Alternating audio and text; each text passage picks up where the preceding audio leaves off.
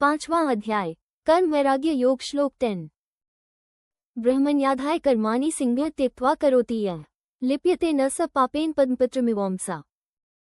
हिंदी अनुवाद। जो पुरुष अपने सब कर्मों को ब्रह्म भगवान में अर्पण करके और आसक्ति का त्याग करके कर्म करता है, वह पुरुष जल में स्थित कमल के पत्ते की भांति पाप से लिप्त नहीं होता। ये श्लोक कर्मयोग की चरम कसौटी बताता है, कर्म करते हुए भी न लिप्त होना। श्री कृष्ण कहते हैं कि ब्रह्मण्याधाय कर्माणि अर्थात साधक अपने समस्त कर्मों को ब्रह्म या परमात्मा के नाम अर्पित करे। उसका दृष्टिकोण ये हो कि शरीर, बुद्धि, सामर्थ्य, साधन सब ईश्वर की देन है, इसलिए इनके द्वारा जो भी कार्य हो वह मेरे लिए नहीं, भगवान की सेवा के रूप में हो। जब कर्ता भाव मैं से हटकर तेरे लिए में बदलता है, तब कर्म ही उपासना बन जाता है। दूसरा सूत्र है सिंह त्यक्त्वा। संग का अर्थ है फल आसक्ति, अहंकार और परिणाम पर चिपकाव। कर्म करना आवश्यक है, पर फल के प्रति चिपकाव छोड़ना आवश्यक है।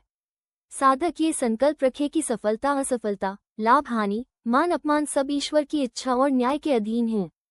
उसका अधिकार केवल समर्पित और कुशल प्रयास पर है, फल पर नहीं। जब भीतर यह वैराग्य आता है तो कर्म मन को बांधता नहीं, बल्कि शुद्ध करता है। इसी सत्य को गीता अद्भुत उपमा से स्पष्ट करती है, पद्मपत्रमिवंसा।